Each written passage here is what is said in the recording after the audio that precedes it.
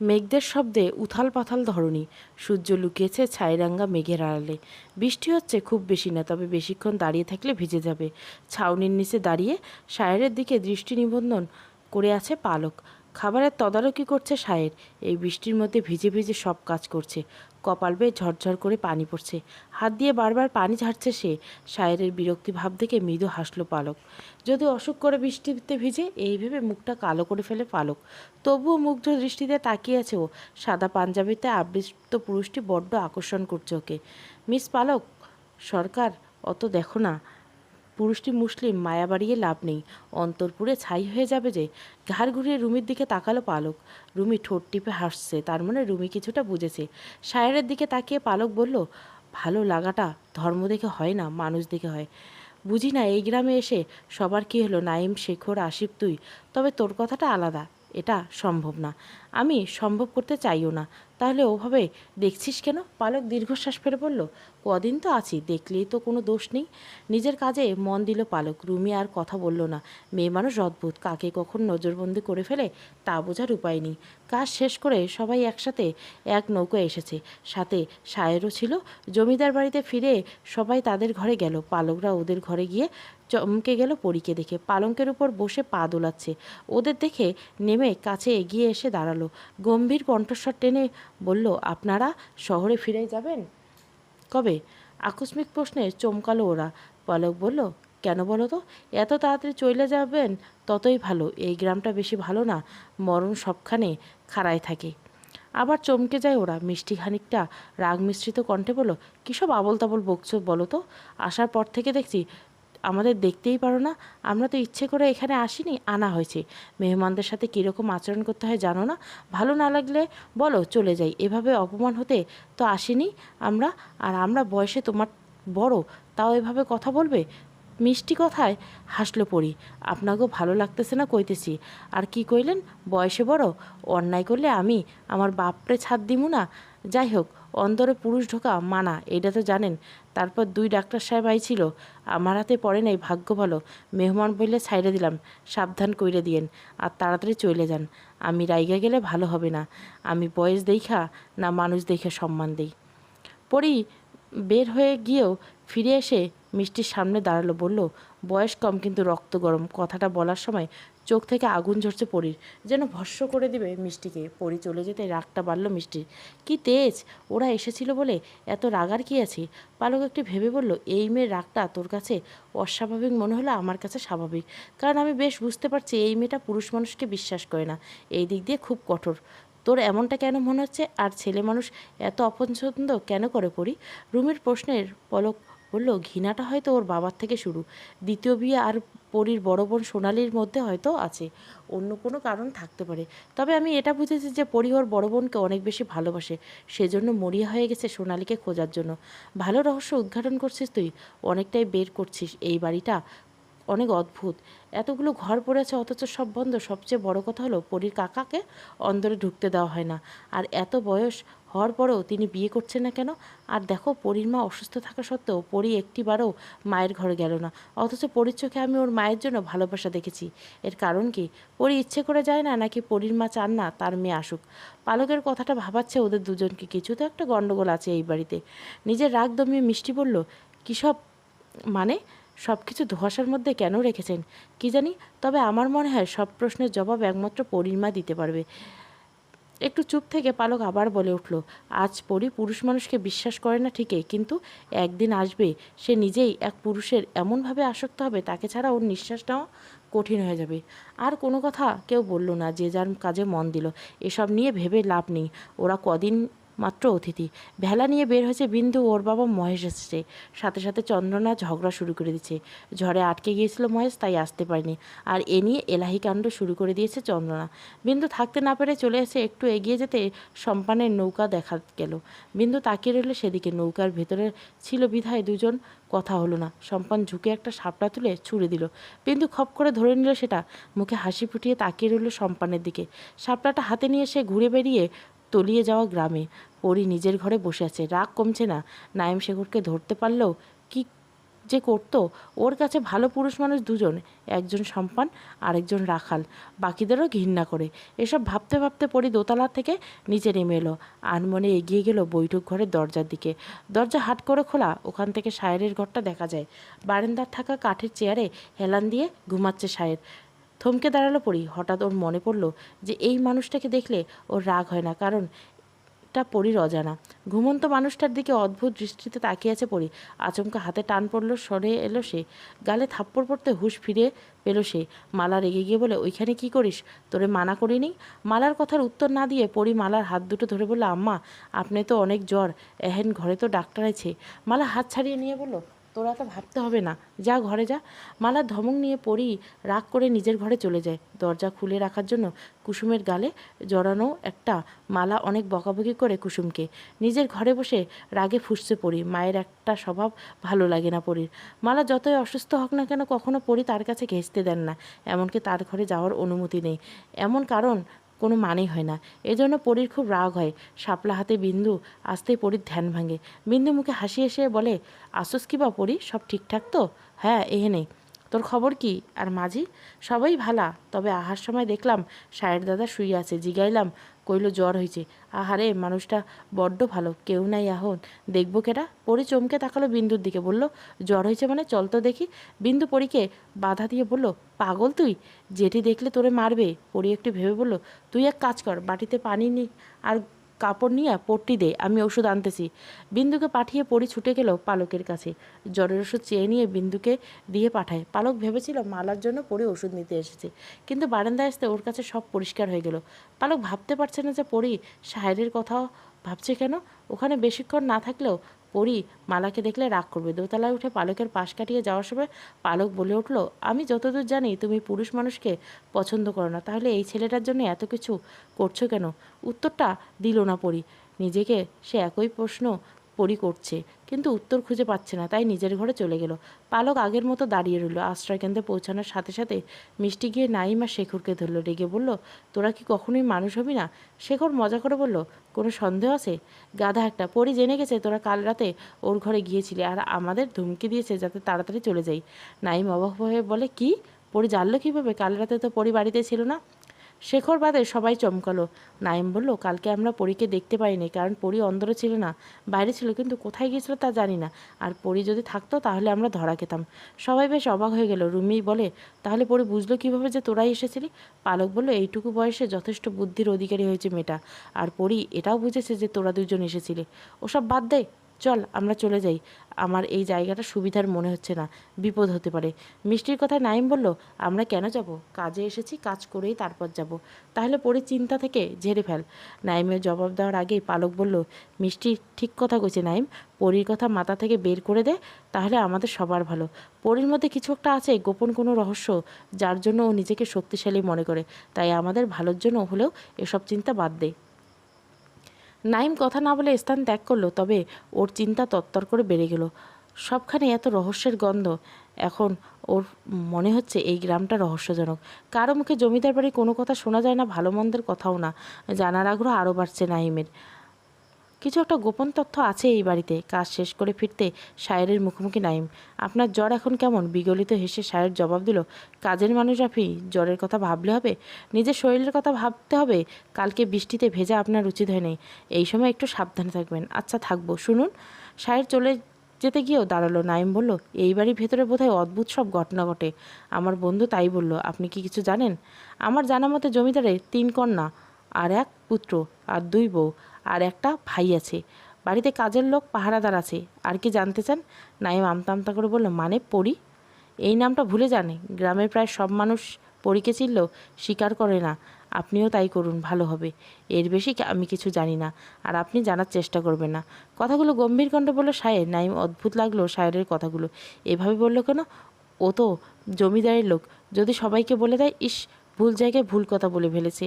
রাতের ঘটনা ঘটে গেল, অনাকাঙ্ক্ষিত ঘটনা, যা নাইম কল্পনা করতে পারেনি। রাতে খবর এলো বাগান বাড়িতে একজন অসুস্থ হয়ে পড়েছে। কোনো কিছু না ভাবে নাইম একজন মাঝিকে নিয়ে একাই গেল। তবে ফেরার পথে হলো সমস্যা। অন্ধকারের মধ্যে কেউ শক্ত লাঠি দিয়ে আঘাত করে নাইমের মাথার পিছনে। পড়ে গেল নাহিম, ব্যথায় গোঙাতে লাগলো। মাথা থেকে রক্ত বেরোচ্ছে, কি অন্ধকার দেখা যাচ্ছিল না। অজ্ঞান না হলেও সব কিছু ঝাপসা দেখছে। এভাবে কিছুক্ষণ কেটে গেল, তবে কেউ এলো না। নিঃশ্বাস যেন বন্ধ হয়ে আসছে, আর কিছুক্ষণ পর হয়তো মারা যাবে। ঠিক তখনই হাজির হলো শায়ের। হারিকেন হাতে নিয়ে কাছে আসতে দেখলো নাইম বিধ্বস্ত অবস্থায় পড়ে আছে। শায়ের ছুটে গেল, চিৎকার করে কাউকে ডাকলো। সবাই ধরাধরি করে নাইমকে বাড়িতে নিয়ে এলো। আশিফ আর শেখর মিলে নাইমের মাথায় ব্যান্ডেজ করে দিল। আঘাত তত গুরুতর না, রক্ত বেশি বের হচ্ছে। নাইম জ্ঞান এখনও আছে। ও ভাবছে কে কাজটা করতে পারে, পরি হয়তো, কারণ ওর জানা মতে পরি বের হয়। আবার ভাবছে শায়েরও হতে পারে, কারণ আজকে শায়েরের কথাগুলো ভালো লাগেনি। তাহলে শায়ের ওকে বাঁচালো কেন?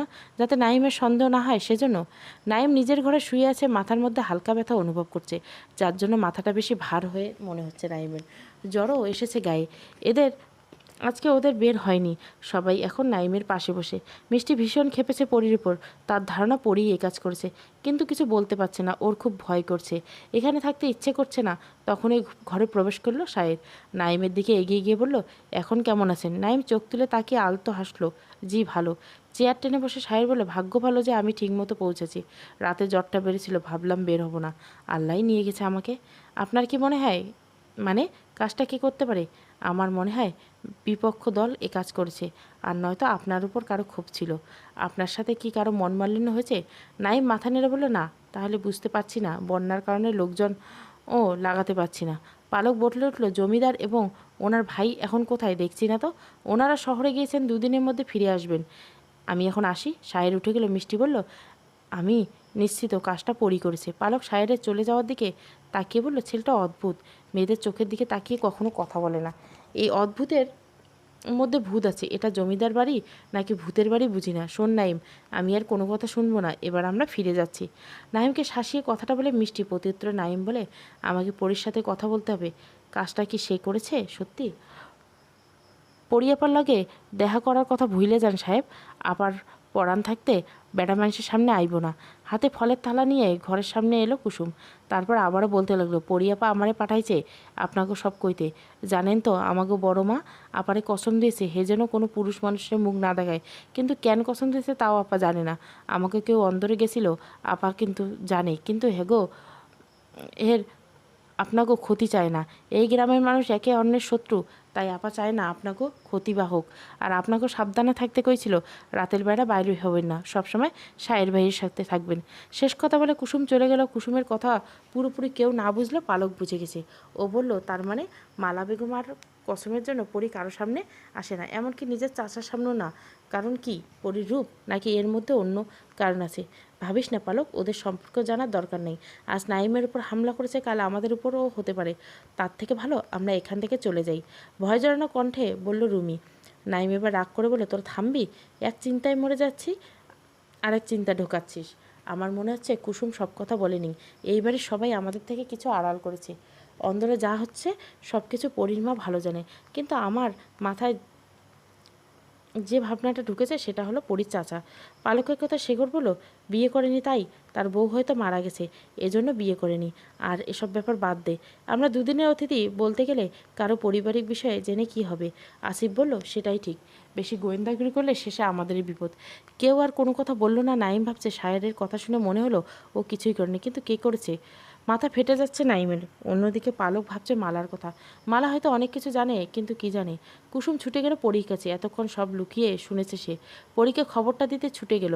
পরীর সামনে গিয়ে হাঁপাতে হাঁপাতে বলল, সব শুনে পরী মুচকে আসলো, বলল, শহরের বাবু পরীর লগে কথা কইতে চায়? এত স্বপ্ন দেখা ভালো না কুসুম। পরী তারে কিছুই করবে না। পরীর বাপে জানলে অনেক কিছু করবে। একখান কথা জিগাই আপা, বড় মা আপনারে কসম দিছে কেন? জানি না রে কুসুম, আমারে মনে অনেক কষ্ট। সোনা আপার তো কোনো খবর নাই, রূপা আপা থাকতেও নেই। আমার এ নিয়া অনেক চিন্তা আম্মা। রূপ থাকা হইল অভিশাপ রে কুসুম। কন কি আপা, আপনি মেলা সুন্দর, যার লগে আপনার বিয়ে হবে হ্যার ভাগ্য অনেক। না রে কুসুম, রূপ আসিল বইলা সবাই সোনা আপার দিকে খারাপ নজর দিয়ে তাকাইতো। রূপা আপারে তো একটু থামলো পড়ি, গলা ধরা গলা বলল, আমার দিকে কেউ খারাপ নজর দেয় না, তাই আম্মা কসম দিয়েছে আমি যেন কাউরে মুখ না দেখাই। পুরুষ মানুষের নজর খুব খারাপ, মন চায় চোখ দুটো উড়াই ফেলি। কুসুম চুপ করে রইল। রাগে শরীর কাঁপছে পরীর। কুসুম মনে হলো পরী বোধহয় কোনো লালসার শিকার হয়েছিল, কিন্তু জিজ্ঞাসা করলো না। পরী বলতে দিল, আজকে পুরুষ মানুষ সুন্দর কিছু দেখলে মুগ্ধ হয় না, লালসার চোখে দেখে। সুন্দর ছুটে পাগল হয় তারা, হিংস্র থাবা দিয়ে সব সৌন্দর্য শেষ কইরে দেয়। আমার চোখে ওই পুরুষ মানুষকেও বাঁচার অধিকার নেই। জানোস কুসুম, আমি একটা মানুষে খুন করতে চাই, যে তিনটা জীবন নষ্ট করতে চাইছিল। চমকালো কুসুম। পরের দিকে তাকিয়ে ভাবলো, এত সুন্দর ফুলকে কে নষ্ট করতে চেয়েছিল? সে বলল, ক্যাডা আপা? পর মুহূর্তে পরীর ভাবগতি বদলে গেল। তা দিয়ে তুই কি পড়বে? আম্মা আইব কখন? একটু ভয় পেল কুসুম। এতক্ষণ তো ভালো করে কথা কইছিল, এখন আবার কি হলো? কুসুম বলল, কবিরাজ দেখান হইল আইব, তুই এখন যা। কুসুম কোনো মতে ছুটতে পালালো। পরি জানলার সামনে গিয়ে দাঁড়ালো। এই মুহূর্তে রূপালীর কথা ভীষণ মনে পড়েছে পরীর। অনেক দিন দেখে না রূপালীকে। প্রিয়জনে দূরে থাকলে বুঝি এমন কষ্ট হয়? পানি এলো পরীর চোখে। বোনদের খুব মনে পড়েছে ওর, যাদের সাথে শৈশব কেটেছে, আজ তারাই নেই। রাতে মালার অবস্থাও অবনতি হলো। কবিরাজ দেখিয়ে কোনো লাভ হলো না। শ্বাসকষ্ট হচ্ছে মালার। জেসমিন মালার পাশে বসে চোখের পানি ফেলছে।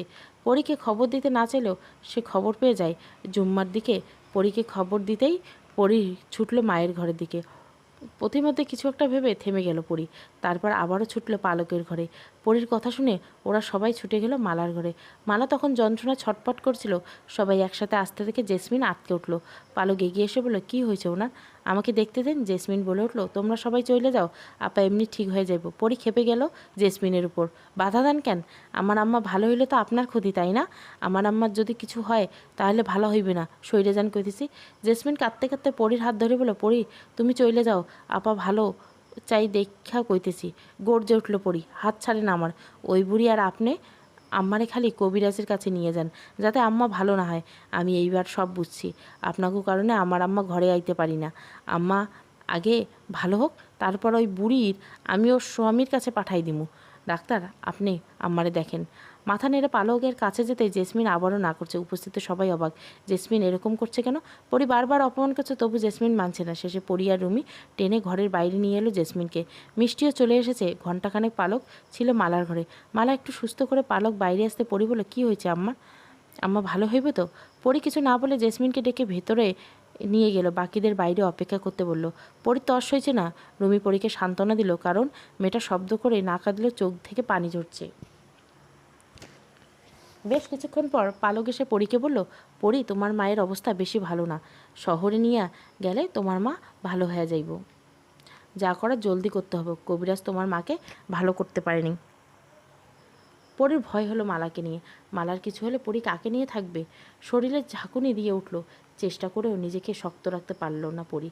মায়ের প্রতি সব মেয়েরাই দুর্বল। সব কষ্ট তারা হাসি মুখে মেনে নিলেও মায়ের কষ্ট মানতে পারে না। নারীর মন কোমল পর্দের ন্যায় পরিস্ফুটিত। মায়ের জন্য মন চোখ দুটোই কাঁদছে পরীর। নিজেকে আজ দুর্বল মনে হচ্ছে। পালক পরীর কাঁধে হাত রেখে বলল, চিন্তার কোনো কারণ নেই পরী, ভালো ডাক্তার দেখাইলে তোমার মা ভালো হয়ে যাবে। পরী কৃতজ্ঞতার সহিত পালকের দিকে তাকালো। পালক সৌজন্যমূলক হাসি দিল। ঘরে গিয়ে পালক কারোর সাথে কোনো কথা বলল না। সকালে কারো চিল্লানোর আওয়াজে ঘুম ভাঙল পালকের। বাইরে এসে দেখে মালা পরীকে মারছে। চুলির মুঠ ধরে মেরেই যাচ্ছে। জেসমিন মালার হাত ধরে টানছে, ছাড়ানোর চেষ্টা করছে কিন্তু পারছে না। পালক নিজেও দৌড়ে গেল। পরীকে ছাড়িয়ে বলল, কি করছেন? এভাবে কেউ মারে নাকি? ওরে মাইরে ফেলাম আমি। শরীর ভালো আসিল না দেখা কাল কিছু কইতে পারিনি। বড় মানুষের মুখে মুখে তর্ক করা শিখছে, এমন মাইয়া লাগবে না আমার। পরি বলল, সবসময় আমারে লগে এমন করেন কেন?